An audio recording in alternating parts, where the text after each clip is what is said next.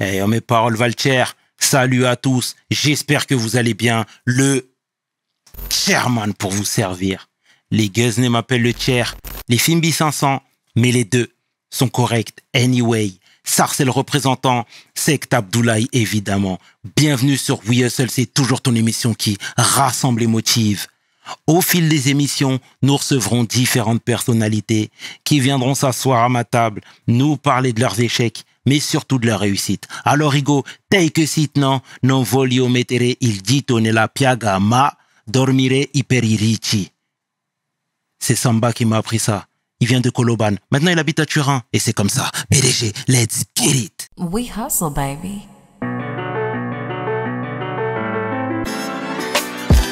Le chairman. We hustle, baby. Le chairman. We hustle, baby. Le chairman. De retour sur We Hustle. Et aujourd'hui, je suis vraiment fier d'accueillir mon homeboy. Acteur. Homme de cœur. Philanthrope. Homme qui nous fait du bien. Et ça, c'est le plus important chez We Hustle. L'homme que l'on nomme Bayou Sarr. Take a seat, Ego. Je l'ai vécu en live. Je l'ai vécu en live. Je suis dedans. Ça y est, là, on est au PDG Take a Seat, c'est bon. Comment il va le frérot? Écoute, ça va très très bien. Tout va bien? Très très bien. Merci de me recevoir. Merci à toi. Merci. D'avoir accepté l'invitation, Frangin, sincèrement. Comme je te le disais avant de démarrer, on aime beaucoup ce que tu fais, on aime beaucoup ton hustle, la force que tu nous envoies. Et Merci. il est inconcevable de pas te recevoir. C'est gentil. Donc je parle vraiment au nom de toute l'équipe, sincèrement. Est-ce que tu peux te présenter, frérot, pour celles et ceux qui ne te connaissent pas, s'il te plaît? Alors moi c'est Bayou Sarr, comme tu l'as dit, acteur, comédien. Je fais toujours des vidéos sur internet. J'en faisais beaucoup avant. J'ai travaillé aussi un peu à la radio, un peu à la télé, dans quelques pubs télé aussi. Donc voilà, pour celles et ceux qui me connaissent pas.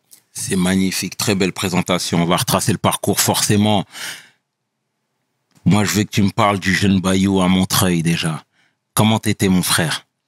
Jeune Bayou à Montreuil, simple, franchement tranquille, un mec du 9-3 qui a grandi à Montreuil dans la cité de l'espoir avec beaucoup de souvenirs, de très bons souvenirs, des moments tragiques, des moments de joie, des moments de bonheur, mais dans le fond, franchement, j'ai une très très bonne enfance.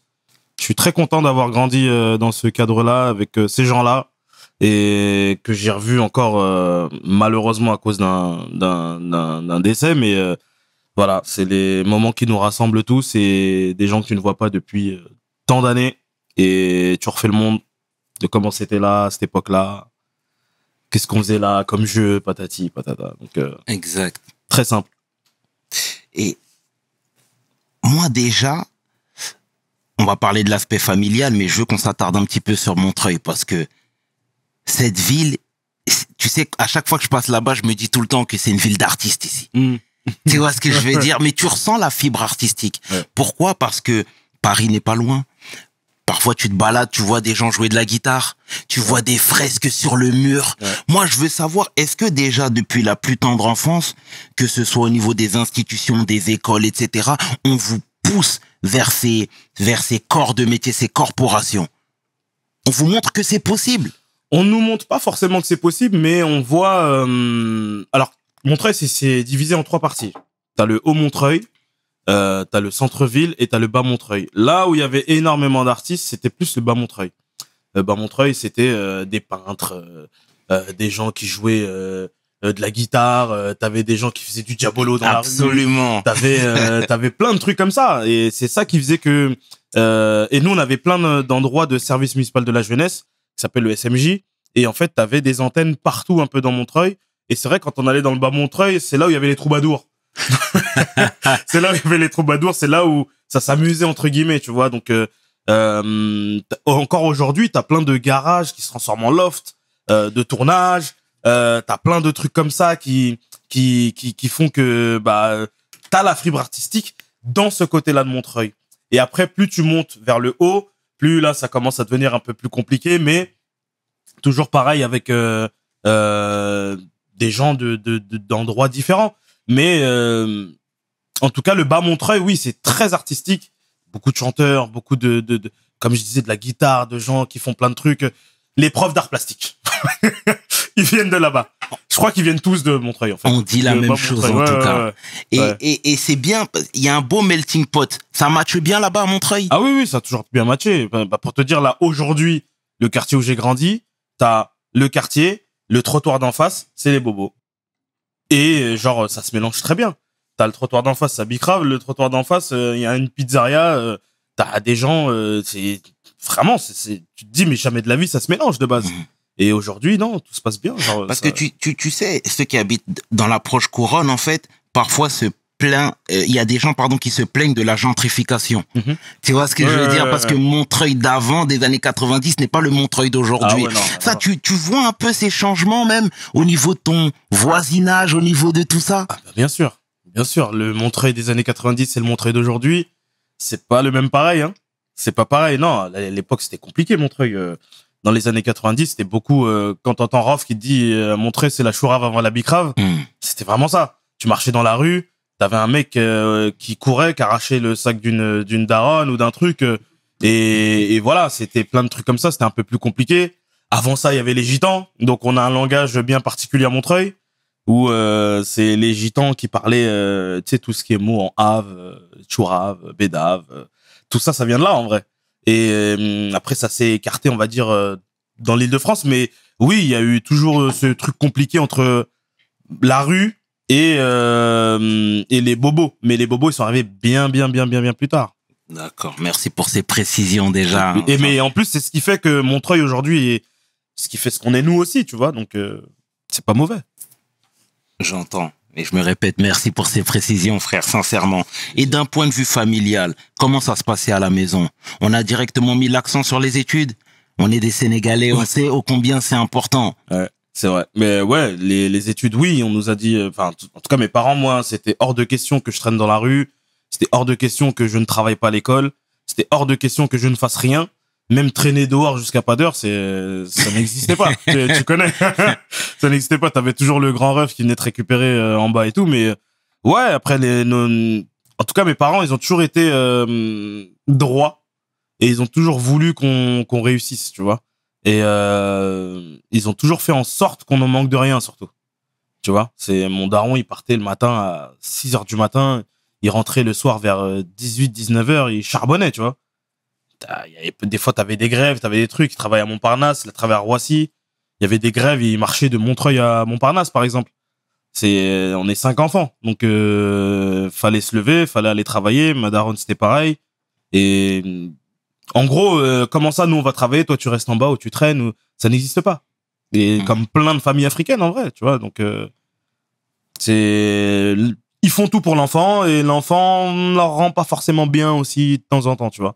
Mais avec le recul et avec l'âge, on se rend compte que ils nous voulaient du bien, en fait. Absolument, mon frère. Ouais. C'est bien que tu leur rendes hommage, hein, sincèrement. Et toi, tu te situes à quel niveau dans ta famille? T'es l'aîné? Je suis le dernier. Le dernier? Ouais, je suis le dernier, moi. Je suis le dernier. J'ai mon frère aîné qui est décédé en 2005. Donc là, ça fait 20 ans depuis quelques jours. Paix à son âme. Merci. Et j'ai un autre frère juste en dessous. Après, j'ai 2 sœurs et moi. Voilà. Le chouchou. Plus maintenant. Il y a les neveux maintenant. Ah, ok. Mais tu l'as été pendant pas mal de temps. Je l'ai été très longtemps, ouais. Je l'ai été très longtemps. Même ma daronne, elle me dit, même t'auras 50, 60 piges, je t'appellerai toujours mon bébé. Donc, c'est très bien. Et toi, à l'école, ça se passait bien pour toi? Oui et non. Ça se passait bien parce que après, moi, j'étais avec mes potes, j'étais en mode, je faisais ce qu'il fallait. Mais j'étais très influençable et je faisais beaucoup rire à l'école surtout, tu vois. Enfin, j'essayais de faire rire pour essayer de me créer une place. Parce que quand j'étais petit, tu connais, quand t'es petit, les petits sont méchants. J'étais petit, j'étais gros, y avait rien pour moi. Donc, du coup, les gens, ils avaient la vanne facile. Donc, pour me sortir de tout ça, il fallait que je m'en sorte de par le rire ou par autre chose. Et du coup, toute ma scolarité, j'ai eu avertissement travail, conduite, mais dû à ça. Pas parce que je faisais je faisais n'importe quoi en classe ou quoi. Je bavardais beaucoup, j'étais beaucoup en train de faire le pitre. Mais sinon, ça va. C'est pas non plus dégueulasse, on va dire une scolarité normale. Et c'est quoi le CV scolaire? CV scolaire, j'ai redoublé 2 fois. J'ai redoublé ma CE2 et ma 6e. Et ensuite, au lycée, j'ai été dans un lycée à Neuilly-sur-Marne qui était conduite et service dans le transport routier. Donc pour devenir routier, donc c'est ce que j'ai fait. Et je suis devenu routier et c'est de là où j'ai commencé mes vidéos dans mon camion à l'époque. Parce que je sortais du lycée en fait. Et voilà. Donc j'avais 19 ans, je conduisais déjà une semi-remorque. Grâce à ça. Et c'est un mec de mon quartier qui m'avait donné le plug en disant comme quoi, oui, il y a un endroit où on passe des permis gratuits. Je dis où? On me dit oui, à Neuilly, il y a un truc où tu peux passer des permis poids lourds, etc. Donc j'y suis allé, j'ai passé mon permis. Et en fait, si t'avais pas le BEP, tu validais pas tes permis. Et du coup, je me suis tabassé. Je n'ai pas eu le BEP. Mais derrière, j'ai fait en sorte de le repasser, etc. Et voilà. Après, ça a été mon boulot. Et bon, avant de parler de ta carrière d'acteur, si on retrace tout ici, on va partout. Ouais. Parle-moi un peu de cette corporation et du métier de routier, parce que tu sais, moi j'ai des amis qui sont routiers également et qui disent que aujourd'hui, les temps sont plus durs. Ah oui, ouais. Toi, parce qu'on a le même âge, et tu disais qu'à 18-19 ans, tu étais déjà routier. Ouais. Donc, si mes calculs sont bons, c'était peut-être en 2007 par là. Exactement. Tu vois ce que je veux dire? Ah, c'est fort. C'est ça. Moi, je veux que tu me parles déjà de cette époque de ta vie où finalement, il y a une petite liberté financière pour toi. Ouais. Cette époque-là, oui, t'as 19 ans.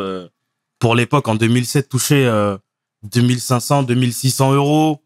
C'est énorme. C'est pas le 2500 ou 2600 euros d'aujourd'hui, hein. C'est 2500 euros. C'est l'équivalent de 5 balles aujourd'hui. Même, voire peut-être plus, tu vois. Parce que la vie coûtait 10 fois moins cher. C'était beaucoup plus simple. Et quelqu'un qui touche 2500, 2600 euros, c'est énorme. Donc, t'es là, tu donnes un petit peu, tu vois. Tu donnes aux darons, ils sont contents. Et en tant que routier, oui, c'est juste que mon cousin est encore routier aujourd'hui. Mon neveu est devenu routier. Peut-être que je les ai influencés, c'est possible. Mais en tout cas, ils le sont. Et ils me disent qu'aujourd'hui, oui, ça a rien à voir. Mais pour moi, c'est un bon métier parce que t'es tout seul. Pour quelqu'un qui est solitaire, c'est bien. Et moi, j'étais longtemps solitaire. T'es dans le camion, tu penses à rien, tu réfléchis à tout et n'importe quoi. Et là m'est venue l'idée de faire des vidéos. Mais tu ne fais pas grand-chose en tant que routier. Tu vas d'un point A à un point B, tu décharges, on t'appelle, va faire ci, va faire ça. Et moi, j'avais la chance de rentrer avec mon camion chez moi, mais j'avais pas à aller jusqu'au dépôt, aller jusque loin. Donc, mais en tout cas, ça m'a forgé entre guillemets moi-même, parce que t'es seul avec toi-même finalement. T'es toute la journée tout seul, si ce n'est t'appelles quelqu'un ou autre, mais tu vas loin, à gauche, à droite. T'as le temps de réfléchir à beaucoup de choses, hein. Et ça m'a aidé. C'était des longs trajets que tu faisais? Je faisais beaucoup de régional, mais c'était des très longues journées. C'était à base de 4 heures du matin, tu rentres, il est 16 heures, tu rentres, tu dors. Tu te réveilles juste pour te mettre ton réveil pour le lendemain et tu repars, tu vois. J'avais pas de vie. Je vivais que le week-end. Et encore, il y a même des moments où j'ai bossé dans des boîtes où, genre, je travaillais jusqu'au samedi matin et je reprenais le lundi en début d'après-midi, mais j'avais pas de vie. Je vais chez mes darons, je les voyais que le week-end. Alors qu'on vivait sous le même toit. On se croisait jamais. Et tu sais, il y a nos parents qui nous, quand on commence nos premiers jobs, etc., ils nous disent de nous faire, de kiffer, hein, clairement, Ouais. Mais ils nous disent aussi de bloquer. Aussi. Tu vois ce que je veux dire? Ouais. Toi, c'était ton quotidien. Clairement. Mais clairement. Très clairement. Mais même pour eux. Tellement j'ai fait ce taf-là qui était dur. Pour eux, c'était ça un vrai métier. Ce que je fais aujourd'hui, c'est pas un métier pour eux. C'est pas un métier. Je me mange trouve un travail. Trouve un taf. C'est psychologiquement, toi, en tant qu'artiste, en tant que mec qui veut réussir dans ce que tu fais, toi, tu te tabasses pour faire tout ce que tu veux. Derrière, tu te manges ça, tu te dis, mais en fait, ils ont pas compris encore ce que je faisais. Faut que je leur montre ce que j'ai envie de faire. Faut que je leur prouve. Parce que là, pour moi, j'ai prouvé à certaines personnes. Mais les vraies personnes à qui il faut prouver, c'est eux, d'abord. Si t'as pas leur validation, tu peux aller où tu veux. Ce qu'on appelle la baraka des parents. Absolument. Si tu l'as pas, tu peux aller où tu veux, dans n'importe quel endroit de la planète, tu seras toujours perdu. Bayoussard. On aime ce genre de discours, hein, sincèrement. Et donc, du coup, toi, solitaire, qui est tout le temps sur la route, il faut occuper ton temps aussi. Ouais. Tu vois ce que je veux dire? Ouais. Donc, c'est à partir de ce moment-là que tu as décidé de faire des petites vidéos sur Internet. Exactement. Moi, à l'école, justement, j'avais un pote qui s'appelait Laoussen. Très bon pote à moi, que je passe un grand big up d'ailleurs. On était dans la même boîte. On travaillait quasiment aux mêmes horaires. Et forcément, on faisait rien, donc on s'appelait toute la journée, mais vraiment toute la journée. Et on livrait des chantiers, nous, à l'époque. Et du coup, on voyait de tout. On voyait des Rebeux, des Renois, des Portugais. Et dans les chantiers, c'est souvent les mêmes profils. Et forcément, il y a tous les accents qui existent. Et moi, comme je t'ai dit, je faisais beaucoup rire les gens à l'école. Et moi, j'avais une facilité, et j'ai une facilité à imiter les accents. Et donc, du coup, j'allais et je m'inventais un personnage. Je venais avec l'accent Galsen fort. Et je rigolais, des fois, j'avais avec l'accent portugais. Je me glissais des mots en portugais, je glissais des mots en wolof, et il me disait, mais t'es un ouf. Il me disait, mais pourquoi tu fais pas des vidéos, etc. Je suis sûr que ça marcherait. Patati, patata, j'y réfléchissais. Et en parallèle, j'ai un pote à moi d'enfance, Florian, qui voulait être comédien aussi. Et on a commencé à monter un groupe, tous les deux, qui s'appelait les Narvalos, parce qu'on vient de Montreuil. Et c'est de là où est venue l'idée de faire les vidéos. C'est venu de ces deux personnes-là, de Florian et de Laoussen. C'est beau de les shout-out comme tu fais. Hein. C'est important. On n'oublie pas d'où on vient. Il y a plein de gens aussi qui m'ont tendu la main tout au cours de ma vie. Mais ces gens-là, je peux pas les oublier. Impossible. Et t'es en train de faire les vidéos. C'est quoi les premiers retours déjà? Les premiers retours, c'est les gens de ma ville. Hein. Je suis connu à l'intermunicipal, comme je dis. C'est les gens de ma ville. C'est les gens autour de ma ville, ma famille, qui me disent beaucoup. Ils sont partagés entre c'est lourd et ouais, mais où est-ce que ça va tout ça en fait, tu vois? Et au début, je tente. Je fais ça pour le kiff au début. Hein. Je m'en fous. Hein. Je me dis pas, je vais devenir ci ou je veux être ça. Je fais ça pour le kiff. Et t'as les voisins qui commencent à voir, commencent à dire à frères et sœurs, commencent à dire aux parents. Et là, la mayonnaise commence à prendre un tout petit peu. Et de là, une autre personne que je vais big up, Abdel Douyeb, qui est un grand de chez moi, qui travaille à la ville, qui avait monté le Montreuil Comédie. Et dans le Montreuil Comédie, il me voulait Florian et moi pour faire de la scène. Parce qu'on était connus, ça y est, dans Montreuil, on était connus, on avait notre page Facebook, etc. Ça marchait plutôt pas mal. Et il nous dit, les gars, moi, je veux vous voir sur scène, c'est charmé ce que vous faites. Venez sur scène avec votre duo, etc. De là, on va là-bas. Et c'est grâce à Abdel que je fais ma toute première scène face à 1200 personnes. En quelle année? Là, on est en 2010, 11 par là. 2010, 11, ouais. Et c'est là où je fais ma toute première scène. Et il nous met une femme très généreuse, s'appelle Candy, qui est humoriste, qui fait plein de trucs. Aujourd'hui, elle est même dans Camping Paradis sur TF1. Elle a fait beaucoup de trucs. Et elle nous a aidés. Elle m'a aidé beaucoup dans les débuts, en tout cas.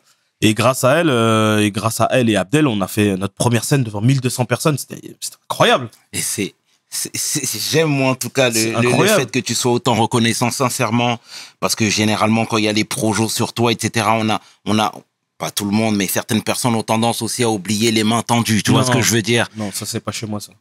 Merci frère.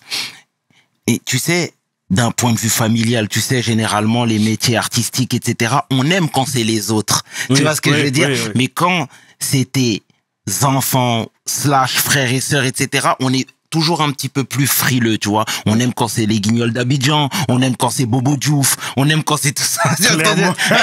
Tu vois ce que je veux dire? Clairement. Toi, moi, je veux que tu me parles de tes parents. Il y avait le soutien dès le départ? Non. Non.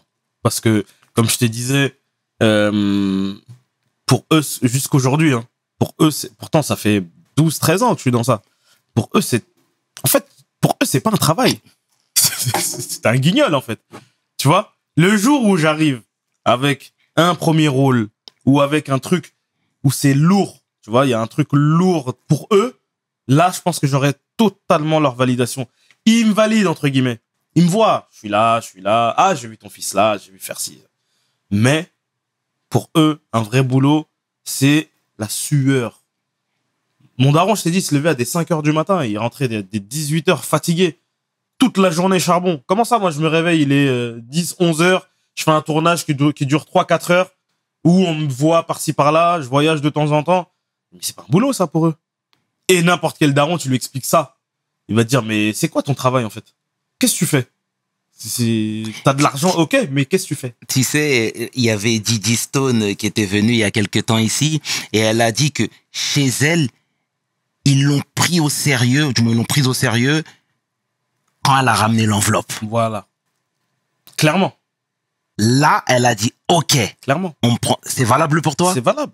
Mon daron, ma daronne, quand je viens et je donne un yébi, c'est merci déjà, mais à ce moment-là, ils se posent pas qu'est-ce que je fais dans la vie. C'est quand c'est dur, ils disent, mais attends, ça fait longtemps que tu nous as pas donné là. Tu veux pas trouver un travail? C'est bizarre, mais c'est, en vrai, c'est la mentale qu'un free, c'est comme ça. On peut monter, descendre, ça sera comme ça. Tu vois, genre, demain, je leur offre tout ce qu'ils veulent. Ben, leur but à eux, c'est que leur enfant, il soit le mieux possible, tu vois. Ils ont pas, et tu connais, ils aiment bien aussi avoir le côté la validation des gens aussi, la famille, les parents, tout ça, machin. Mais après, ouais, c'est, je sais pas, en tout cas, en tout cas, en Afrique, c'est comme ça. Ça fait partie du jeu, c'est comme ça. Et ce sera toujours comme ça, malheureusement. Merci pour cette transparence, hein, sincèrement, mon frère. Et t'avances, ok? Parallèlement, t'es toujours routier. Tes collègues te voient sur Internet? Mes collègues, alors au début... Quand je dis collègues, c'est les fournisseurs, etc. Les gens chez qui tu vas. Ouais. Bah ouais, oui, parce que je commence déjà à être reconnu, genre même dans le camion. Parce que moi, je mesure pas l'impact encore de ce qu'il y a. Moi, je vois que des chiffres, je commence à voir des centaines d'abonnés. Après, ça commence à se transformer en milliers. Un jour, je me rappelle, un matin, je me réveille, et un pote à moi, il me dit, wesh, il y a une page à toi qui a 35 000 abonnés. Pour moi, c'est énorme. Et en fait, c'est un gars qui avait pris mes vidéos, qui s'était fait appeler autrement, tu vois. Et du coup, dans la rue, on m'a appelé le nom de cette page. Il s'appelait David Sanchez. T'imagines, je marche dans la rue, on me dit, c'est toi, David Sanchez? Je dis, bah non, moi, je m'appelle Bayou. Mais si, c'est toi. Je vois. C'est une dinguerie. Et donc, du coup, bah, j'avance avec ça, mais ouais, les gens commençaient déjà à me reconnaître dans la rue, mais on va dire que j'ai commencé à arrêter au moment où le buzz, il est arrivé vraiment à son max, à son paroxysme. Ouais. Et tu sais, il y a ce truc aussi où quand tu fais de l'humour, il y a des gens qui se permettent plein de choses avec toi. Tu vois? Et tu vois, il y a Jean-Pascal Zadi, je fais du name dropping, mais on s'appuie aussi sur nos émissions. Bien sûr. Qui disait que, tu vois, parfois, il était dans la rue, il y a des gens qui lui tapotaient l'épaule, JP, tu vois? Mais très clairement. C'était valable pour toi. Ah, mais c'est valable de ouf. Avec qui que ce soit. T'es dans la rue, t'es avec ta mère, t'es avec n'importe qui. En fait, je comprends aussi. Tu vois, parce que ces gens-là te voient sur Internet, te voient sur les réseaux. Ils ont l'impression, avec le temps, que tu fais partie de leur mif ou de leur pote ou je ne sais quoi. Ils ont l'habitude de te voir tout le temps. C'est-à-dire, le jour où ils te voient en vrai, pour eux, t'es un gars à eux. Et t'en as qui même carrément qui s'excusent, qui se disent, désolé, on se connaît pas, hein. Tu me connais pas, hein, mais je suis obligé, je t'aime trop, nanana. En fait, c'est l'émotion qui fait que. Mais en vrai, oui, c'est une dinguerie. C'est une dinguerie. Moi, j'ai déjà vu des jeunes dire des dingueries devant moi, devant ma daronne. Et tu les reprends, même un pote à eux, il a fait en mode, mais t'es con, quoi. Il est avec sa mère, arrête. Mais c'est, en fait, je les comprends comme c'est incompréhensible. Mais aujourd'hui, Internet, tellement tu vois tout le monde, quand tu les vois en vrai, bah, ça te fait, c'est limite presque normal. Avant, quand tu voyais une star à la télé, tu la voyais en vrai, t'étais comme un ouf. T'osais même pas aller la voir. Aujourd'hui, c'est tellement devenu normal.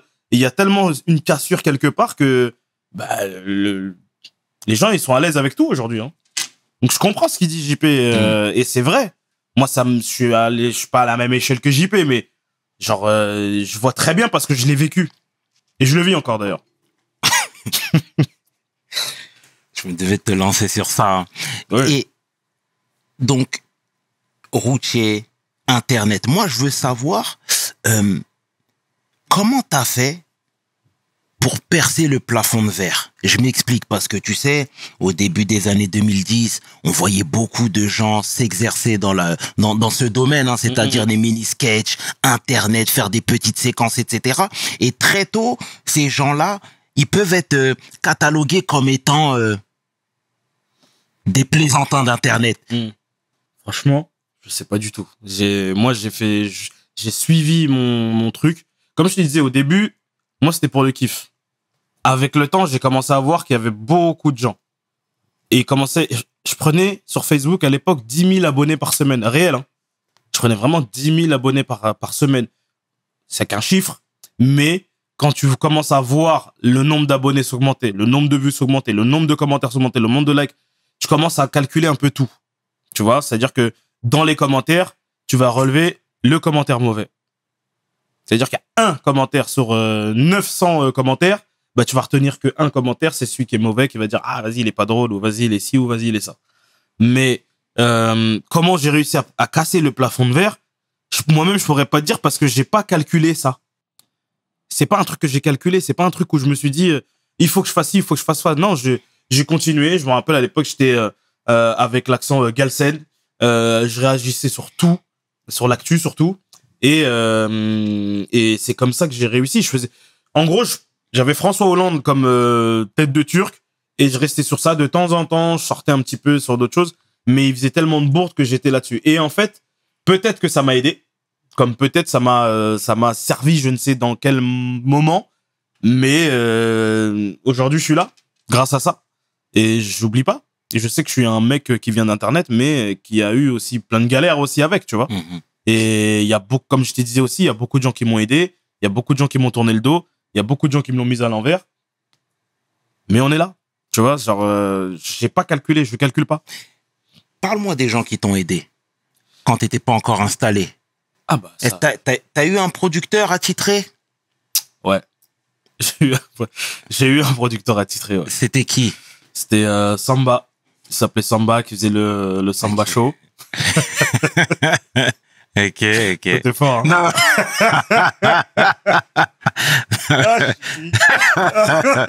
Non, on est là pour parler avec le cœur. Non, mais c'est fort. Ah, je le vis pour de vrai. Non, c'est fort. C'est fort. C'est très fort. Oui, j'ai eu un producteur attitré qui s'appelait Samba, qui était qui faisait le Samba Show. Et avec qui ça s'est plus ou moins bien passé. Il y a eu du bon comme du mauvais. Mais on retient le bon aujourd'hui avec le recul. C'est ça. Mais tu vois, parce que j'ai eu vent de pas mal d'histoires. Il y a Ahmed qui était venu il y a quelques temps. Il nous a parlé, tu sais, nous on n'est pas là pour alimenter les dramas, tu vois ce que je veux dire? Mais on aime bien savoir. et pourquoi ça s'est mal fini entre vous? Tu vois ce que je veux dire? Est-ce que toi, quand t'es en train d'upgrader, t'es en train de monter, il n'y a pas des gens qui viennent faire du West-West comme ça, te polluer, te dire, hé frère, ton contrat il est pourri. Frère, on est en train de te la mettre à l'envers. Moi, je veux que tu me parles de ça parce que le shaitan, il est très fort aussi dans la ruse. Je t'explique. Comme je te disais, j'étais dans mes vidéos, d'accord? Je travaillais à l'époque à TPMP en tant que chauffeur de salle. J'ai travaillé en tant que chauffeur de salle à Touche pas mon poste. Un beau jour, je sors de l'émission le soir, je vois Monsieur Tambola qui m'envoie un message sur Facebook. Que tout le monde connaît aujourd'hui, avec la corde à sauter, etc. Ouais, salut, on aime beaucoup ce que tu fais. Avec mon producteur, on aimerait beaucoup te rencontrer. Moi, à cette époque-là, je suis comme un ouf. Parce que personne me calcule. La seule première personne qui me calcule, c'est lui. Et il était encore dans son buzz, en plus. Il avait son buzz, on parle de ça, on est en 2013.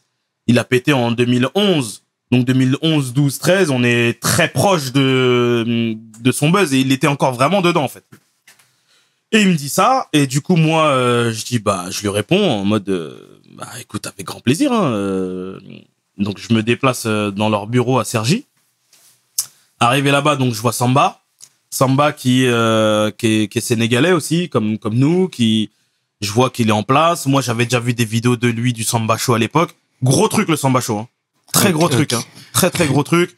Gros théâtre avec énormément de public, plein d'humoristes, des humoristes confirmés, des têtes, des vrais noms.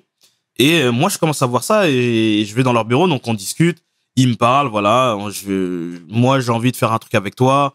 On t'aime beaucoup, tatati, tatata. Je reste, je crois, toute la journée, de peut-être 16h ou 14h jusqu'à 21h30, 22h, 23h même. Et on parle de tout, de rien.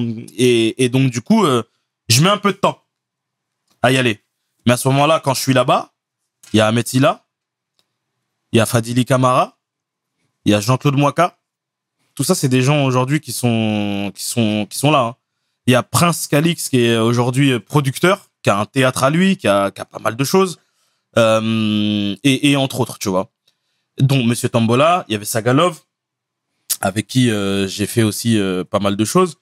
Et Clayton Hamilton, si tu te souviens bien. Absolument, absolument. Et à ce moment-là, Clayton, il est en boom.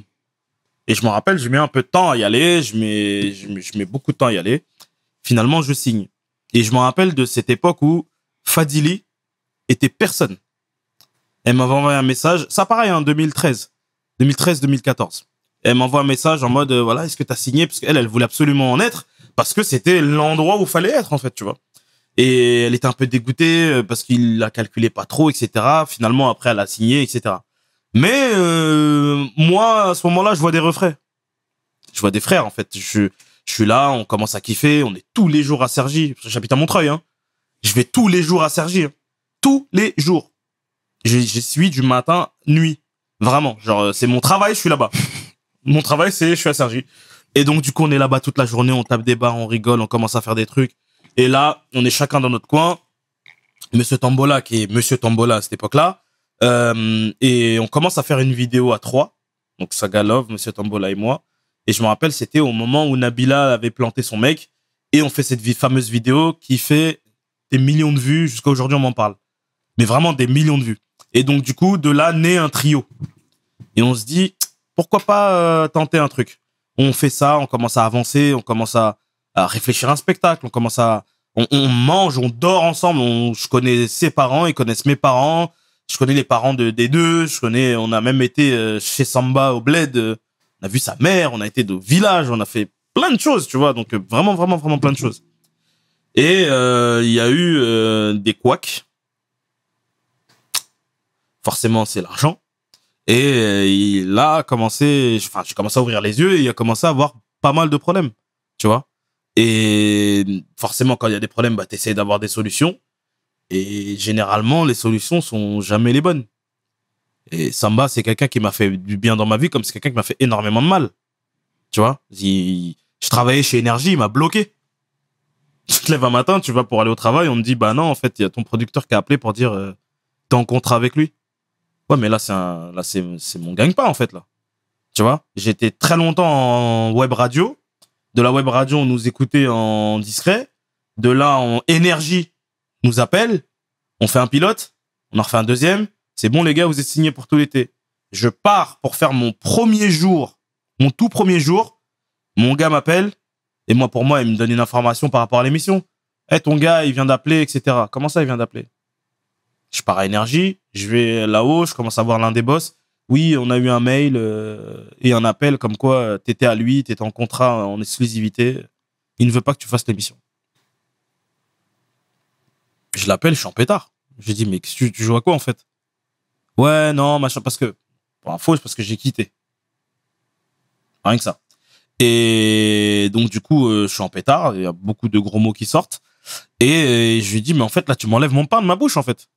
C'est clairement du pain que t'enlèves de ma bouche. Et de là, commencer à descendre. Oui, t'es pas content, prends un avocat. J'ai dit, mais de quel avocat tu me parles? Je suis pas dans ça, moi. Viens, on en discute, viens, on parle, viens, on se voit. Mais tu me parles pas d'avocat. Donc c'est là, et commence à rentrer dans les trucs d'avocat, les problèmes, des trucs où je me serais jamais imaginé, en fait. Des trucs où j'ai jamais été. Prendre un avocat, c'est la première fois de ma vie que je prenais un avocat. Et les gars me disaient, bah écoute, vois avec ton avocat, dès que c'est réglé, nous on te reprend avec grand plaisir, parce que t'es un bon élément, donc on t'a vu, on connaît, voilà. Je n'ai jamais retravaillé à Énergie. À cause de ça. J'ai fait un film, mon premier film, il a voulu me bloquer aussi. Sauf que moi, quand je suis arrivé vers le réalisateur, je lui ai dit, écoute, j'ai un problème. Le réalisateur, je peux pas passer de casting. Je suis arrivé, il m'a dit, c'est toi que je veux. Il m'a fait confiance. La première chose que je lui ai dit, j'ai dit, écoute, moi, je suis sous contrat avec un gars. À tout moment, il peut venir vous appeler ou vous dire qu'il y a un problème. Oui, mais non, t'inquiète et tout, pas de souci, il n'y a pas de problème. Ok, on y va. Vient le moment où on fait le film. Je dois me cacher parce qu'ils sont en train de faire tout ça sur les réseaux sociaux. Ils sont en train de promouvoir le film sur les réseaux. Pendant le tournage. Le tournage fini. On nous appelle pour faire l'affiche du film. Oui, mais à un moment donné, il va falloir qu'on dise que t'es dans le film, en fait. Tu vois? Ouais, bah écoute, on te met dans l'affiche et quand ça sortira, tu annonceras. Au moment où j'annonce que le film va sortir, il envoie un mail. On est en tournée pour faire dans toute la France. On reçoit un mail, je lis le mail. Un pavé. Mais je me dis, en fait, le gars, il veut quoi? Parce que j'ai quitté, tu veux me nuire? Parce que c'est quoi, en fait? On a le droit. Je ne t'appartiens pas. J'ai le droit de faire ma vie comme tu fais ta vie, comme Pierre, Paul ou Jacques fait sa vie. Tu peux pas bloquer quelqu'un comme ça. En sachant que on est pareil. On vient du même milieu, on vient du même endroit, on a les mêmes codes, on a la même culture. Tu peux pas faire ça. Bloquer quelqu'un gratuitement. Encore, ça parle d'enjeux de beaucoup d'argent. Ouais. Mais là, c'est même pas le cas. C'est même pas le cas. Donc, il m'a bloqué. Il a essayé de me bloquer par rapport au film. Ça s'est pas fait. Mais des grandes menaces, hein. Je vous menace de faire bloquer le film. France, Belgique, Suisse, je sais pas quoi. Tu vois? Et c'est d'autant plus dégoûtant dans le sens où moi je l'ai considéré longtemps comme mon grand frère, hein. Il est venu voir mes parents, il leur a parlé, il a eu leur validation. C'est-à-dire que tu fais ça en fait et tu te dis pas que derrière t'as parlé à des darons et que ces darons là ont mis un respect sur toi. C'est-à-dire tu dis le lendemain t'es complètement passé à un autre alphabet en fait. Tu vois? Et comme je te disais, il m'a fait beaucoup de bien, comme il m'a fait beaucoup de mal. Lui, dans ma vie, il m'a fait, en tout cas artistique, j'ai été à l'arrêt pendant presque 4 ans à cause de lui. Je ne pouvais rien faire, je pouvais pas travailler, je pouvais pas... La moindre chose que je faisais, blocage. J'essayais de prendre une vidéo, ma page Facebook bloquée. J'essayais de travailler, envoyer un mail. J'essayais de faire ci ou ça, blocage. Tu fais quoi? Tu fais rien. Et comment t'as réussi à casser le contrat? Le contrat, j'ai même pas réussi à le casser. J'ai dû attendre la fin du contrat. Parce que, en fait, à chaque fois qu'il y avait un avocat, tous les avocats me disaient, ton contrat est caduc. Et le contrat était vraiment caduc. Il y avait un problème dans le contrat. Mais je n'ai jamais réussi à aller jusqu'au bout de casser le contrat. Ça veut dire que là, j'ai quitté en 2017. En 2016-2017. J'ai dû attendre 2019 que le contrat se finisse. Tu vois? Il y a du temps entre tout ça, hein. Il y a du temps. Il y a des loyers à payer, tu dois manger, tu dois vivre, tu dois mettre de l'essence, tu dois faire tout ça. Tu fais quoi? T'as pas d'argent qui rentre parce qu'on te bloque partout, tu ne peux rien faire, t'es là, t'es en dépression pas possible, tu prends du poids comme jamais, ça y est, tu dis j'arrête. Bah j'arrête. Tu vois, quand on me dit oui, les producteurs véreux, nanana, bah tu vas arrêter. T'essaies de l'appeler, y a pas de réponse. Oui, est-ce que tu peux me débloquer ça? Pas de réponse. Tu vois? Et je me rappelle la première personne qui m'avait parlé de ça, je me rappelle comme si c'était hier. J'étais dans la cafétéria de C8. J'étais avec Teufa. Teufa travaillait en tant que DJ dans l'émission. Et on parlait et tout, de rien. Et je dis, putain, je vais signer un contrat et tout. Il me dit, ouais, et tout, fais voir le contrat. Il regarde le contrat. Teufa, c'est un très grand nom aujourd'hui.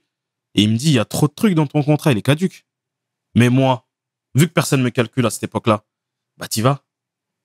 Tu calcules pas. Alors que lui, c'était bienveillant de fou ce qu'il me disait. Avant même la signature du contrat. Il m'a dit, n'y va pas.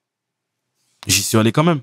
Parce que j'avais aussi de côté le grand ref qui te promettait mondes et merveilles et qui disait que non, en fait, limite, il n'y a pas de contrat, c'est à la parole. La parole vaut mieux que l'écrit, entre guillemets. Tu vois? Ça a fini comme ça.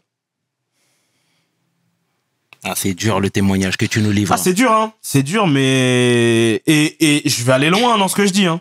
Je me relève que maintenant. Et encore. On est en 2025. Je t'ai dit, mon contrat, il s'est fini en 2019. Il y a combien d'années qu'on passait là? 6 ans. C'est terrible. Et à côté de ça, t'étais routier encore? Non, j'étais plus routier. T'avais mis ça de côté? Ouais, en fait, dès que j'ai commencé à travailler à Touche pas à mon poste en tant que chauffeur de salle, bah, je pouvais plus concilier les deux. Donc, du coup, il fallait que je fasse un choix. C'est soit je continue routier, c'est soit je m'épose et je fais ce que j'ai à faire dans ma vie, tu vois. Et finalement, j'ai démissionné et j'ai commencé en tant que chauffeur de salle. Et de là, plusieurs portes se sont ouvertes à moi, en fait. Et en tant que chauffeur de salle, on s'en sort bien financièrement? Ou du moins à TPMP? De base, oui. Mais pareil, la boîte qui m'employait, ils nous en fait. Mais tu passes d'un salaire de 2006, entre 2005 et 3000 euros par mois à 800 balles. Là, tu parles. Ok. Ouais. En tant que routier. Ouais. Ok. Oui. 2500 à 3000 euros en tant que routier. Tu vas travailler à la télé. On te dit, c'est 800 euros par mois. Tu réfléchis. Mais comme j'étais dans une lancée, comme j'étais dans un vrai truc, je me suis dit, vas-y, tu sais quoi? J'ai mon permis. C'est ça mon travail.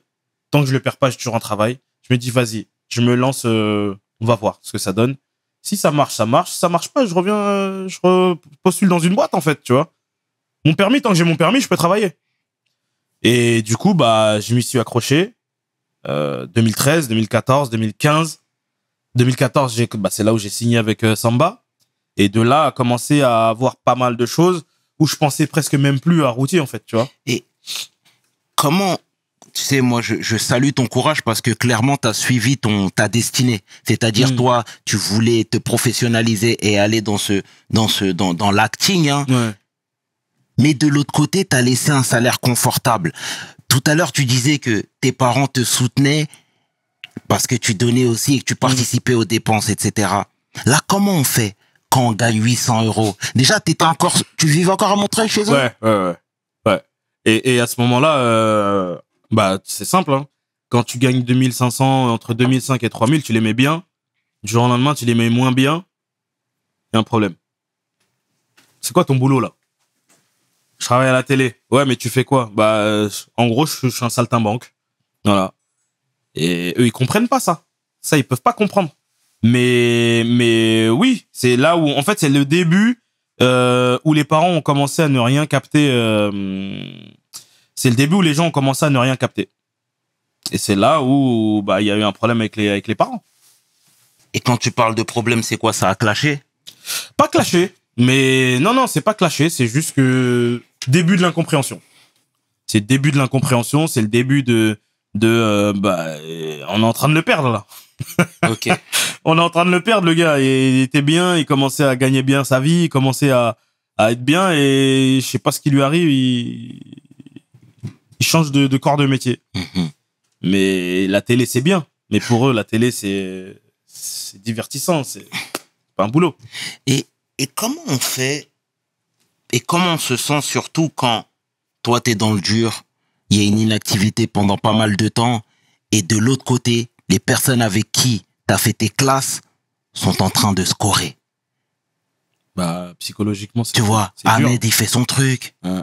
Monsieur Tombola, il a fait son truc. Clayton Hamilton, effectivement, il y a quelques années, il était en total, bon, il était en pétard. Tu vois ce que je veux dire? Toi, comment on se sent? Ah, tu te sens clairement, tu te dis mais qu'est-ce que je fous là? Tu réfléchis de ouf. Tu te dis mais il y a un problème, qu'est-ce que j'ai fait pour mériter ça? Tu te dis mais il y a un gros souci, il y a une erreur dans la matrice en fait. Quand tu vois comme tu dis des gens et encore pire parce que toi t'es arrivé dans l'un des premiers sur internet. Tu vois? Tu commences à voir les petits entre guillemets hein. Quand je dis petit, c'est pas péjoratif. On se comprend. Tu viens de voir les gens qui viennent d'arriver. Tu commences à voir ces gens-là monter. À un moment donné, ils te dépassent. Et quand ils te dépassent, les gens, c'est humain. Ils te respectent plus. C'est humain. Ils te respectent plus, les gens. Ils te voient comme leur petit maintenant. C'est-à-dire qu'au début, c'est eux qui t'envoient des messages. C'est eux qui veulent. C'est eux qui te poussent. Le jour où ils te dépassent, tu peux leur envoyer un pavé, un message, un bonjour, juste bonjour, vu. Tu deviens petit pour eux. Et c'est là où on commence à ne plus trop te respecter. C'est humain, c'est comme ça. T'as beau monter, descendre, faire des galipettes, Ça change rien. Et ces gens-là, là, qui étaient en bas, à qui toi, t'as donné de la force. Parce que, avec toute humilité, avec beaucoup d'humilité, j'ai donné beaucoup de force à des gens. Beaucoup, beaucoup, beaucoup, beaucoup, beaucoup. Et moi, je le fais parce que ça me fait plaisir de le faire à ce moment-là. Et je me dis, si ça peut t'aider, bah, je vais t'aider. Comme on m'a aidé. C'est comme ça. On t'aide, tu aides. C'est la vie qui est comme ça. On te tend la main, tu tends l'autre. Tu vois? J'ai donné beaucoup de force. Est-ce qu'on me l'a rendu comme il fallait? Moi, j'attendais rien en retour. Mais est-ce qu'on me l'a rendu comme il le fallait? Pas toujours.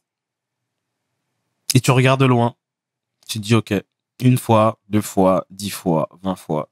Ok, pas de souci. Et ça te croise. Au début, ça te croisait. Ah, ça va, machin, faut qu'on fasse un truc ensemble et tout, nan, avec beaucoup d'enthousiasme. Ouais, vas-y et tout. Dès que ça te dépasse, toi, à ton tour, tu vas, ça va, juste tu demandes, ça va. Ah putain, j'ai bien aimé. Ah ouais, merci. Tu te calcules plus. Ça y est, t'es en bas pour eux. Aujourd'hui, c'est la course aux followers, c'est la course aux commentaires, c'est la course à ci, c'est la course à ça. On voit plus l'humain. Hein. On voit des chiffres. Moi, on m'a déjà refusé dans des projets parce que j'avais pas assez de followers. On ne voit pas ton talent, on ne voit pas l'humain, on ne voit pas tout ça. On te voit en tant que chiffre. Combien tu peux rapporter en vue, combien tu vas faire en comment ça s'appelle en couverture, combien tu vas faire en c'est que des chiffres. Maintenant, on te parle en chiffres. T'es un chiffre. Je t'appelle comment? 106 followers? 106 000? Ok, toi t'as combien? 800. Vas-y, on s'attrape, je vais voir. C'est comme ça. Et est-ce que toi, dans cette période d'inactivité, t'es tombé en dépression, par exemple? Très clairement. Très clairement. Très, très, très clairement. Mais vraiment. Genre vraiment, vraiment, vraiment. Je t'ai dit, tu passes dans des bails de j'arrête, tu te poses énormément de questions. Comme je te disais, tu croisais les gens que tu voyais, eux-mêmes ne te calculent pas. T'as vu la force que t'as donnée. T'aimerais bien l'avoir en retour pour essayer de remonter la pente. Essayer de penser à autre chose, essayer de trucs. Il y a eu des gens qui m'ont aidé à ce moment-là. Mais c'était mes gars, c'était mon socle, tu vois. On me dit, viens, on va graille. Ah, vas-y, j'ai pas faim, je vais rentrer. Ben non, c'est parce que t'as pas d'argent, en fait. Tu vois? Mais un café. Un café. Café, tu peux pas. Parce que c'est dur, parce que... Mais à ce moment-là, là, le gars qui te fait du mal, il se rend pas compte de tout ça. Que même un putain de café, t'arrives pas à le prendre. 1,20 €. Et tu deviens le petit de tout le monde. Parce que, bah, je t'ai invité à manger là, je t'ai invité à un café là, je t'ai invité là. Toi, je sais pas si je t'ai dépassé en tant que follower, en tant que si. Et c'est là où les gens qui avaient du respect pour toi, pour ce que tu faisais et ce que tu entreprenais, ils commencent petit à petit à te tourner le dos et à te prendre pour un petit peu. Jusqu'au jour où, à ton tour, tu les redépasses et là, le respect reviendra. Et c'est ça qui est dommage. C'est ça qui est dommage dans ce game. C'est qu'on ne voit pas les gens qui sont là, que tu sois petit, moyen, grand. Tu restes un humain. Tu restes une personne. C'est-à-dire, moi, le respect que je te donne, rends-le-moi, en fait. Je te donne du respect, là. Qui que tu sois là ou en bas, je te donne du respect. Mais rends-moi ce respect. Peu importe le temps. Un jour viendra où je suis en bas, tu seras en haut, et inversement. Mais le respect chez moi, il sera toujours le même. Que tu sois tout là-haut de l'affiche ou que tu sois tout en bas, je vais te parler de la même manière. Je vais te considérer de la même... Pour moi, c'est toi, en fait. Je m'en fous comment les gens ils te voient. Moi, je te connais. On se connaît, toi et moi. C'est humain. C'est comme ça. Mais, encore une fois, il y a eu des gens qui m'ont tendu la main, qui ont essayé de me tendre la main, qui ont fait en sorte que je ne pense pas à ça, ou que, je sais pas moi, par des attentions, trucs bizarres, des trucs banals, tu vois, genre des trucs bêtes. Mais aujourd'hui, tu dis, en fait, oui, cette personne-là, en fait, il reste des gens bien. Parce que tu commences à tout mélanger après dans ta tête. Tu commences à te dire, mais lui, en fait, il était là pourquoi, en fait? Maintenant que ça va plus, il a bougé, tu calcules plus. Je te jure que j'ai envoyé des messages à des gens. À l'époque, maintenant, ça a enlevé le vu sur les réseaux. Enfin, sur Insta, surtout. Je voyais des vues. Vues. Tu poses une question, vue. Viens, faut qu'on fasse ça, vue. Partage un truc, tu donnes de la force, vue. Ok? Mais En tout cas, c'est touchant le témoignage que tu es en train de nous livrer. Hein. C'est pas facile, mais la corporation aussi veut que ce métier-là soit un peu plus... Ouais. Mais, excuse-moi, mais quand t'es dans n'importe quel corps de métier, c'est pas aussi dur que le game artistique. Et quand je dis artistique, c'est musique, cinéma, télévision, radio, tout ce qui touche, mannequin, ce que tu veux, tout ce qui Absolument. touche à l'artistique. Quand t'es là-haut, t'es adulé. Quand t'es en bas, t'es une merde. Du producteur au tout en bas là, peut-être même au monteur qui va monter ta vidéo ou un truc. Et moi aujourd'hui, j'ai de la chance, hein. Alhamdoulilah, comme on dit, il y a très peu de gens, voire très très peu, qui peuvent me dire lui il est mauvais, ou lui il m'a pas donné, ou lui il m'a pas ce truc. En toute humilité, j'ai toujours fait en sorte. Mes parents, moi, je viens de quelqu'un en fait. C'est-à-dire que le respect que je te donne, rends-le moi. C'est-à-dire que toutes les personnes à qui j'ai donné de la force, ils m'en rendent pas, c'est pas grave. Je t'en veux pas. Je vois, mais je t'en veux pas. Parce que je sais que tu reviendras un jour. La roue, elle tourne. La roue tourne, mon frangin. En tout cas, c'est ces paroles pleines de sagesse qu'on aime entendre, hein. Sincèrement, Bayou. Et tu sais, t'as fait des films aussi, Ouais. d'accord? Neuilly sa mère. Ouais. Mais t'étais pas la tête d'affiche, Non. tu vois. Déjà, moi, je veux savoir, toi, quand t'es dans ce film-là, tu regardes le tout avec des grands yeux, t'es content pour tes gars qui sont sur le devant de l'affiche? Moi, je suis je suis un enfant, là, quand je suis dans Neuilly sa mère. C'est mon premier film. C'est le réalisateur, Jamel Ben Salah. Encore quelqu'un qui m'a tendu la main et qui m'a mis, c'est grâce à lui que je fais du cinéma aujourd'hui. C'est le premier gars qui m'a calculé. Il produisait le spectacle de Boudère et tout à l'époque. Ensuite, il a produit le spectacle d'un pote à moi qui s'appelle Oumar Diaw. Et lui, pareil, il est là. Donc moi, je le vois. On me dit, c'est lui qui a fait Neuilly sa mère 1, qui a fait Le ciel, les oiseaux et ta mère, qui a fait Il était une fois dans l'Oued, etc. Donc moi, je le vois en mode, putain, mais c'est ce gars-là et tout. Mais je suis pas en mode, je veux profiter ou en tant que opportuniste. Non, j'arrive, je le vois et on commence à discuter petit à petit. Et lui, il commence à voir mon mood, il commence à capter qui je suis. Et avec le temps, on commence à me dire, Jamel, il te veut. Ah, je dis, moi, tant que j'ai rien signé, je sais pas, tu vois. Et un beau jour, il m'appelle. Il me dit, voilà, j'aimerais te parler d'un projet. Mais il me dit pas quoi. Moi, j'entends qu'on me dit ça. Donc, je me dis, ah, c'est peut-être vrai finalement. Je vais chez lui. Arrivé chez lui, il me dit, voilà, je vais te présenter un rôle dans la suite de Neuilly parce que je vais faire Neuilly sa mère la suite. Je te veux dans un rôle. Moi, je suis choqué. Je dis, ok, machin. Il me dit, voilà, c'est le rôle de Sékou. T'es avec les Picasso, tatati, tatata. La porte, elle sonne. Je commence à voir Boudère, Steve Stran, Sami Segui rentrer. Et moi, je me dis, ok, ils vont me faire un casting, genre, devant tout le monde, quoi. Et là, ils nous donnent le scénar et ce qu'on appelle une lecture. Donc, on fait une lecture du scénario avec chacun de nos personnages. Et je me dis, bon, ok, bah, c'est ça le casting. J'ai jamais fait de casting de ma vie, donc je sais pas comment ça se passe. Donc, je fais ça et je me dis, ok. Il me dit, ok, on se voit tel jour. On va tel jour pour les essayages. On fait les essayages costumes, essayages caméra. Pareil. Je me dis, bon, peut-être que là, c'est pas encore validé. Il me dit, ok, on se voit pour la lecture générale devant tout le monde tel jour. La semaine d'après, donc j'y vais, une énorme table avec tout le casting. Mais quand je dis tout le casting, c'est du dernier rôle au premier rôle. Et on fait tous, chacun, du début du scénario à la fin du scénario, avec nos répliques. Et je vais là, pareil, on fait toutes nos répliques. À un moment où c'est à moi, je suis en train de bégayer parce que je sais que tout le monde m'écoute et tout le monde me regarde à ce moment-là. J'ai jamais fait de ciné, je sais pas comment ça se passe. T'as des grosses têtes qui sont là, moi, on m'a fait confiance, on m'a dit ça là. Bref, je fais tout ça. Jusqu'au jour où on me dit, bah, on vient de chercher chez toi à telle heure, un pick-up, et PAT à telle heure, tel jour. Et c'est là que j'ai commencé, j'ai fait 16 jours de tournage. Mon tout premier film, ce qui est énorme pour un premier rôle au cinéma. C'est énorme, 16 jours. Parce qu'au cinéma, on compte en jours. Plus t'as des jours, plus on te voit. Donc je me dis, attends, 16 jours, ça veut dire que je suis dans quasiment tout le film, en fait. Et même quand on m'appelle pour l'affiche, je suis comme un ouf. Je me dis, mais attends, c'est mon premier film au cinéma. Je suis dans la bande-annonce, je suis dans l'affiche, je suis dans le film, et je fais la tournée des cinoches. C'est énorme pour moi, ça. Et donc, peut-être que l'autre, il a pas accepté aussi, ça. C'est trop. Comment ça, lui, là, que j'ai mis par terre, là, et il fait tout ça d'un coup? Bah non, c'est pas possible. Là, on est en quelle année précisément? 2000, alors, on tourne en 2017, le film sort en 2018. Août 2018, il sort le film. Et là, comment ça se passe pour toi cette fois-ci?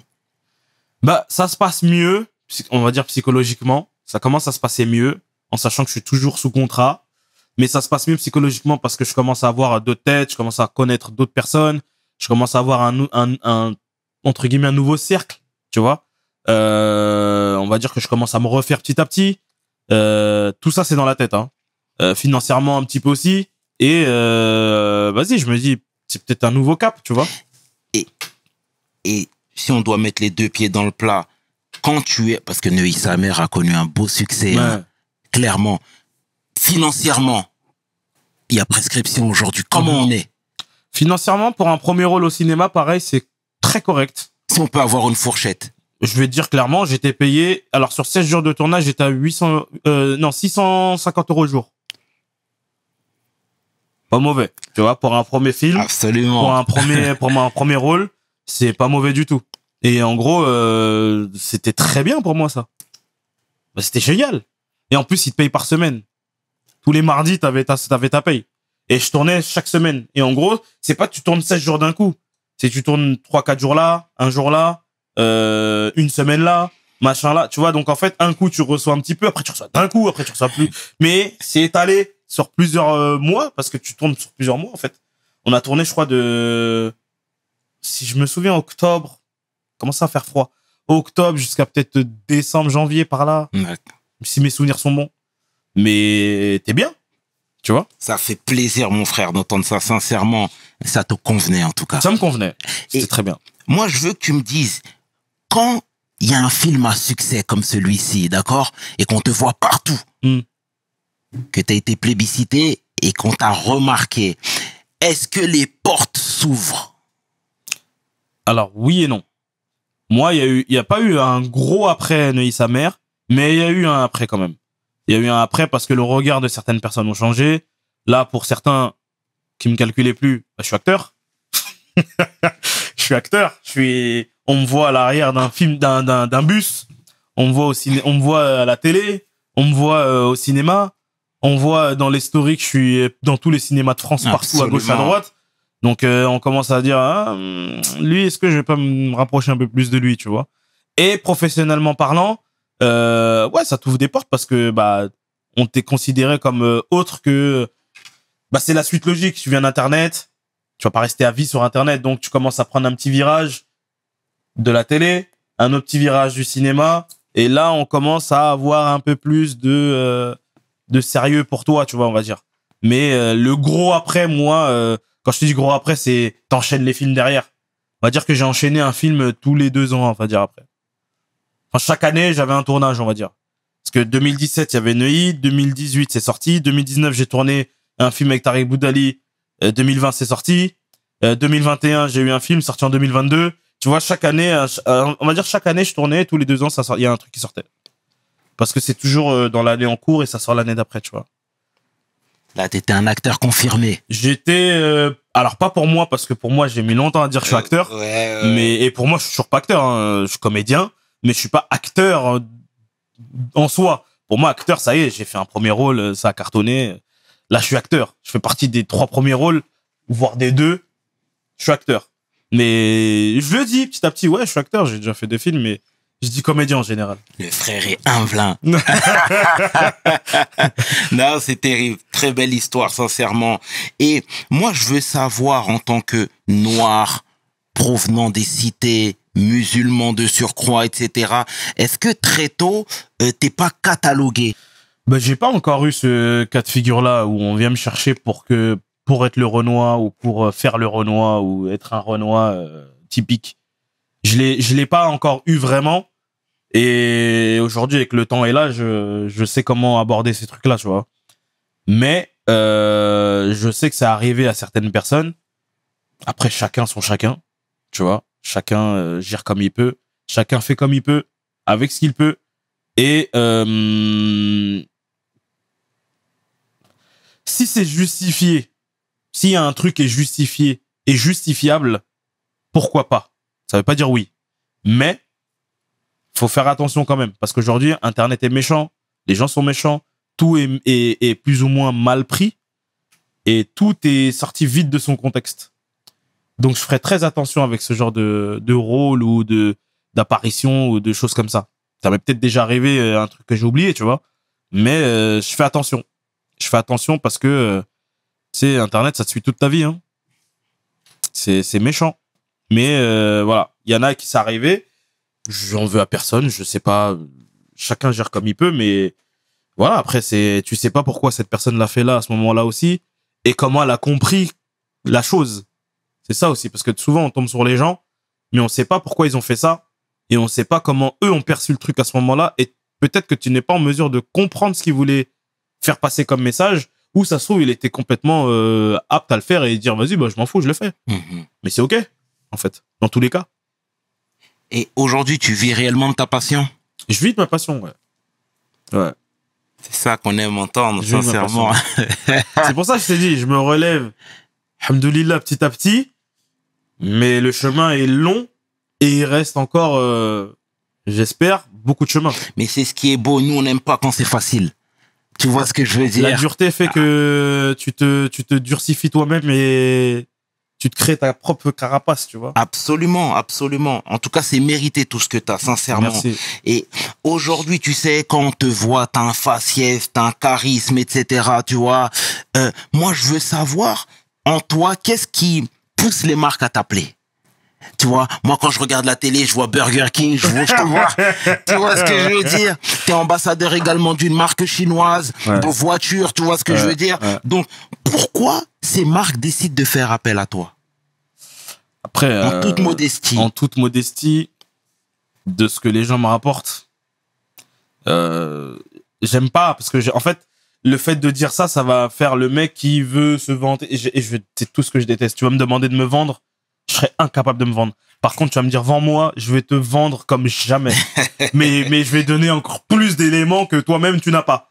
Mais moi, en temps normal, de ce qu'on me dit, c'est, ouais, je sais pas, t'es drôle, t'es attachant, t'es charismatique, t'as cette bonhomie, tu sais, on a envie d'être ton pote. Et t'as ce côté où tu te prends pas la tête, finalement. Et peut-être que les gens voient ça. Et bizarrement oui et non, mais on accroche vite avec moi parce que moi je suis très chill, je suis très détente, je suis très cool, je suis très bienveillant. J'essaye en tout cas d'être le plus bienveillant possible, d'être la meilleure personne tous les jours. Et peut-être que ces gens-là voient ça et peut-être qu'il y a une facilité un peu plus à travailler avec moi. Et je sais que professionnellement parlant, quand je vais faire un truc, je vais me donner à 600%, tu vois. Parce que cette personne-là m'a fait confiance à ce moment-là, je ne dois pas décevoir. Et ce truc-là, tu ne sais pas ce que ça peut t'apporter derrière. Absolument. Tu vois? Et tu sais pas qui te regarde surtout. Tu sais pas qui te regarde. C'est-à-dire que toi, tu vas vendre un simple téléphone banal, mais la manière dont tu l'as vendu, il se peut qu'il y ait un mec qui arrive et qui dise « J'ai bien aimé la manière dont tu as parlé de ça, j'aimerais travailler avec toi, en plus t'as l'air cool, t'as l'air machin, on peut faire des choses. » Ça se fait pas, mais au moins il est venu te voir. Tu vois? Ça, j'en ai eu plein. Mais je sais pas, peut-être que c'est ce que je suis en fait. Je suis plein de choses en même temps et qui font que peut-être que les gens aiment bien bosser avec moi, tu vois. T'es positif aussi. Et positif, ouais. Ouais. En tout cas, j'essaye. Même dans le négatif, j'essaye toujours d'avoir un côté positif parce que le négatif, ça n'a jamais rien apporté de bon. Et le négatif attire le négatif. Tu penses Absolument. positif, t'auras que du positif dans ta vie. Et ça, c'est pour tout le monde. Plus tu vas être positif, plus le positif va venir vers toi. Plus tu vas être négatif. Tout à l'heure, tu parlais de Shaitan.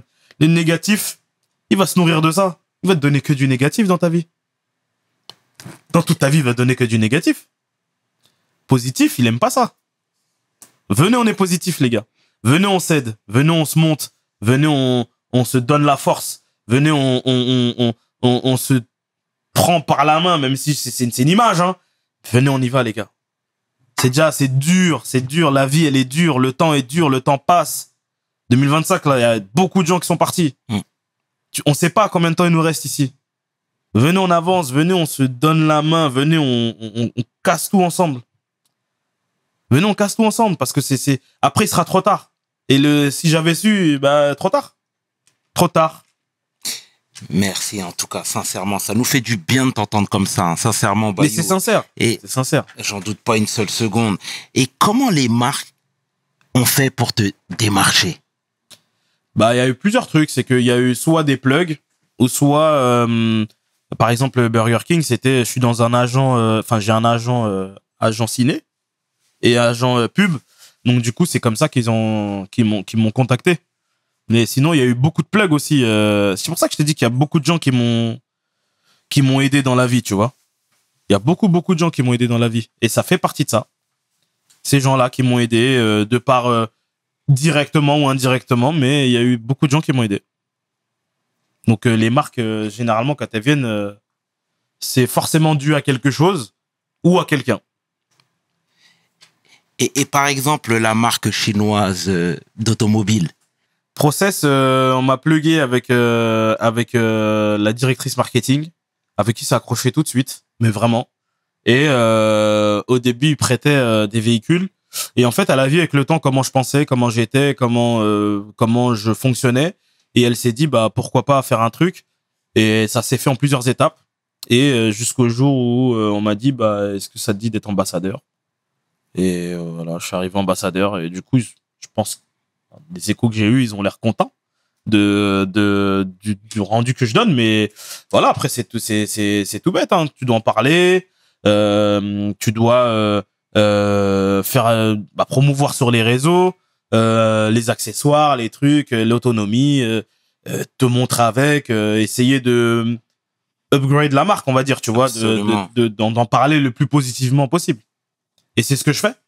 C'est ce que je fais. Donc, ça veut dire que hors caméra ou devant les réseaux ou trucs, j'essaye de promouvoir au plus la marque. Parce que j'ai un contrat. Et même, comme je t'ai dit, professionnellement parlant, je me donne toujours à 600%. Tu sais pas où est-ce que ça peut mener, tout ça. Et ça reste un travail. C'est un boulot, en fait. C'est beau. C'est beau, mon frère, sincèrement. Et est-ce que le fait de faire pas mal de publicité, etc., ça peut être préjudiciable pour ta carrière? Oui. Parce qu'aujourd'hui, on te met dans des cases.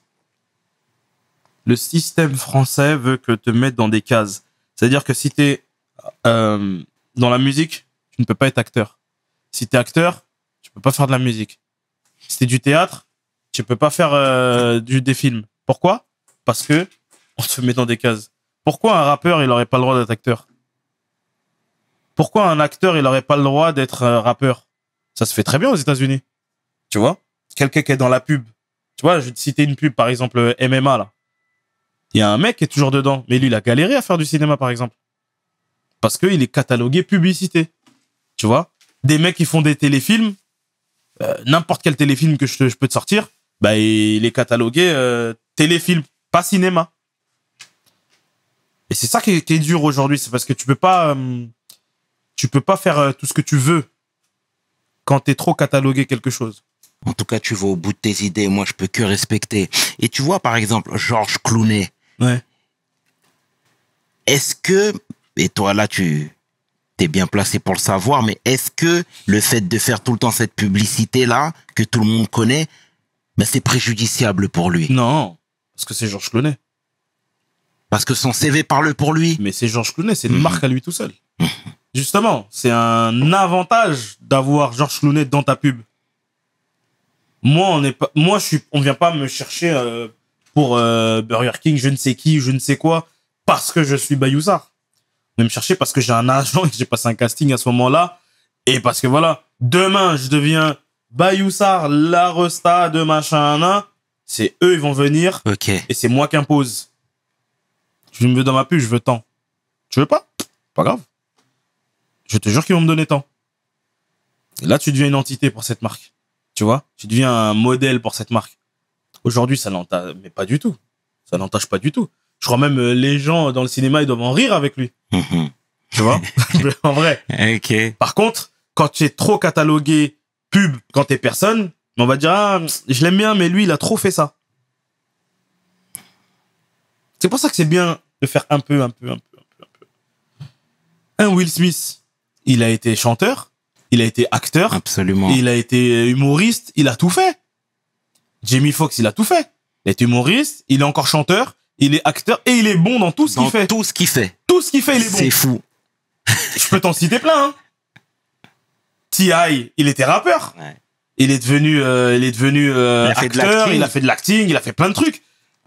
Ice Cube, pareil. Ice-T, l'un des premiers d'ailleurs. Absolument. Ice-T, l'un des premiers. Il était rappeur et aujourd'hui il est acteur depuis un moment. Mais Il y c'est en a vrai que plein. c'est vrai que j'ai l'impression, et arrête-moi si je me trompe, mais c'est un problème franco-français. Oui, mais c'est en train de s'ouvrir.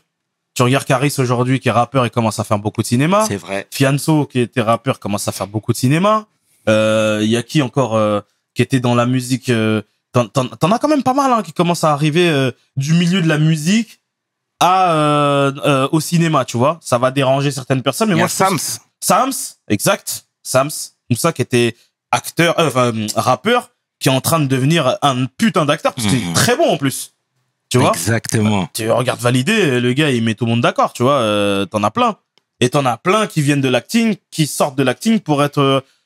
tu reprends Validé, tu prends un Attic, qui était comédien, qui est devenu rappeur. Tu vois. T'en as plein. T'en as plein. Bosch, qui était dans le cinéma, parce que lui, il a commencé il y a longtemps. Moi, je le suivais déjà dans les séries qu'il faisait à l'époque, tu vois. Et aujourd'hui, il est rappeur. Pourquoi tu peux pas être ça et ça en même temps? Pourquoi tu dois faire que ça ou ça? Bah non, c'est pas impossible. Pourquoi tu peux pas être acteur, humoriste, animateur télé, ce que tu veux? Pourquoi? Si t'es bon, fais-le. C'est quoi le problème? Non, parce que sous prétexte que tu fais un peu trop de télé, on peut pas te voir trop au cinéma. Si t'es trop au cinéma, on peut pas te voir en tant que dans la musique. Si tu fais tout bien, c'est pas un problème. Il y en a qui le font, ils le font très bien. Tu vois, c'est des préjugés, pour moi c'est nul, c'est claqué au sol. Mais, ouais, en tout cas, comme tu viens de le stipuler, c'est bien vrai que c'est en train de changer. C'est en train de changer, Tu et vois. tant mieux. Et ça, c'est important de le souligner. Et parallèlement à toute cette activité, ou du moins à cette activité, t'entreprends aussi à côté? Pas encore, mais j'y pense beaucoup. J'avais commencé à entreprendre quelque chose, c'est ce qui est mis en stand-by, que je vais incessamment sous peu reprendre. Mais une fois que je serai parti dans l'entrepreneuriat, je pense que je vais aller tout droit. Comme je t'ai dit, je viens de partir. Je suis en train de me refaire, tu vois. Je suis en train de me refaire sur pas mal de choses. Je suis en train de réfléchir à pas mal de choses. Et dans l'entrepreneuriat, quand j'ai envie de le faire, ça, si tu le fais, faut le faire très bien. Si tu le fais, faut pas le faire à moitié. Et quand tu as envie d'être partout, faut être partout en même temps. Et il y en a, ils sont partout et nulle part. Moi, je vais être partout et partout. En gérant comme je peux. Tu vois? Si tu fais un truc, par exemple, tu fais We Hustle et que t'entreprends à côté, mais que t'es trop dans We Hustle et pas assez à côté, ou trop à côté et pas assez ici, bah, il y aura un fossé quelque part. Absolument. Le but, c'est de le faire bien partout. Tu vois? Comme ça, de toute façon, c'est le nerf de la guerre. Faut du charbon. On n'a rien sans rien dans la vie. Ça fait plaisir, mon frère. Et c'est quoi les projets pour la suite? Projet pour la suite, écoute, j'ai écrit un projet que j'essaie de vendre, on va dire ludique, qui est autour de l'école, et un autre projet que j'ai avec mon ami, mon frère Oumar Diaw, que j'ai cité tout à l'heure, qui est très grand comédien d'ailleurs, on a essayé on a fait un pilote d'une série avec un réalisateur algérien qui s'appelle Hadj Ali Menad. On a écrit un truc à 3 finalement, et on est en train d'essayer de le vendre aussi, une comédie d'action policière sur pas mal de choses, et voilà. Pour l'instant, je peux pas en dire plus parce que c'est dans les petits tuyaux, mais quand ça va arriver, j'espère que ça va être bien. T'es dans le hustle, frère. On essaye. Ça fait chaud au cœur, mon frérot, essaye. sincèrement. En tout cas, mon cher frère Bayou, au nom de toute l'équipe de We Hustle, on te remercie Merci à toi. pour ce love, pour cette transmission, cette fraternité. Et ça nous fait du bien de converser parce que ça nous fait grandir. C'est vrai. T'es en train d'ouvrir ton cœur et ça permettra aux autres de ne pas emprunter ces chemins sinueux. Parce que c'est pas facile. Aujourd'hui, on te voit briller ou du moins on te voit te relever, mais les gens ignorent le passé. C'est vrai. Tu vois ce que je veux dire? C'est vrai. Ils ignorent les doutes.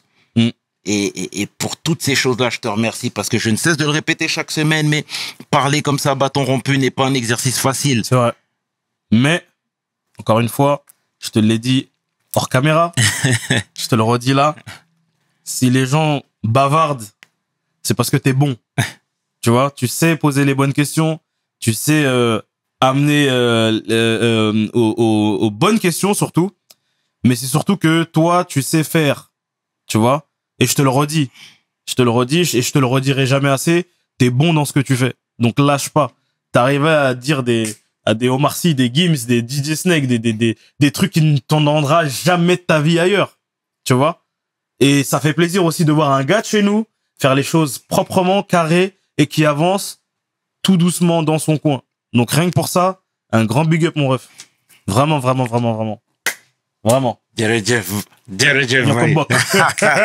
Merci mon Avec frère, grand ça plaisir. me touche. Vraiment.